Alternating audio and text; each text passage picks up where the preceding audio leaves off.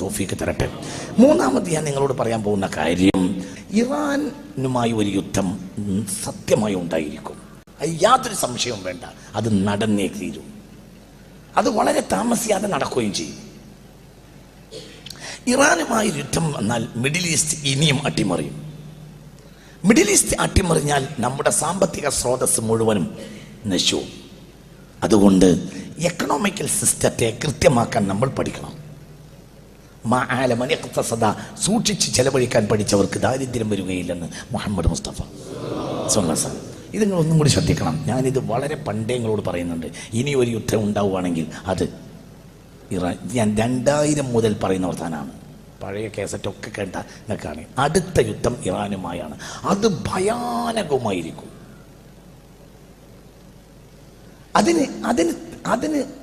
അതിനാരാ ചെയ്യുക? അതിന് മറ്റുള്ളവരാണ് ചെയ്യുക. എന്തുകൊണ്ട്? ഒരു നഷ്ടവും അവർക്കില്ല. നഷ്ടം ആർക്കുള്ളത്?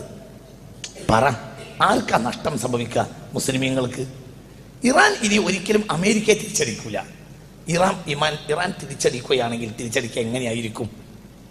ഒരു സാധാരണ നിലയിൽ ഒരു രാജ്യം തിരിച്ചടിക്കുകയും പോലെ ഇറാൻ തിരിച്ചടിക്കുകയാണെങ്കിൽ ഖത്തറിലോ സൗദിയിലോ പറ ഉള്ള അമേരിക്കൻ ക്യാമ്പുകളെ ആക്രമിക്കുകയാണ് ചെയ്യുക. അപ്പൊ സ്വാഭാവികമായും എന്തുണ്ടാവും? ആ രാഷ്ട്രം ആ പക്ഷത്ത് ചേരും. ഇത് നടക്കൂലേ? നടക്കും. ഇത് നടന്നേ തീരൂ. ഇറാനുമായി യുദ്ധം അനിവാര്യമാണ്. അത് നടന്നേ തീരൂ. അത് ഫിത്നത്തുൻ അമ്മാഉ സമ്മാഉ അമ്മിയാ.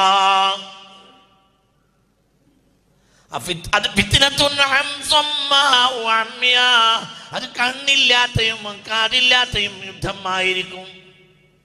മനുഷ്യരാശി ഇന്ന് വരെ കണ്ടതിൽ വെച്ച് വലിയ യുദ്ധം സംഭവിക്കും. അതിന് ഇനി കാലതാമസമില്ല. സംഭവിച്ചിരിക്കും. സംഭവിക്കും. അല്ലാഹു നമ്മളെ കാക്കട്ടെ. ഇത് നിങ്ങൾ ആരോട് ചോദിച്ചാ പറയുന്നത്?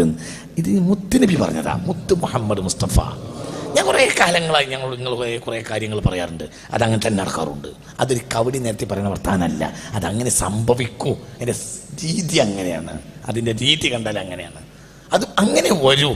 അള്ളാഹു നമ്മളെ കാക്കട്ടെ. അത് സംഭവിക്കും. അത് സംഭവിക്കും. സംഭവിച്ചത് കഴിഞ്ഞാൽ ഇനി മിഡിൽ ഈസ്റ്റിൽ ഒരു യുദ്ധമുണ്ടായാൽ ഒരിക്കലും എക്കണോമിക്കൽ സിസ്റ്റം നേരെ നിർത്താൻ കഴിയൂല. അത് ഏറ്റവും ബാധിക്കുക കേരളത്തിനെയാണ്. അനാവശ്യമായ ഷോപ്പിങ്ങുകളിൽ പെണ്ണുങ്ങളെ നിയന്ത്രിക്കണം.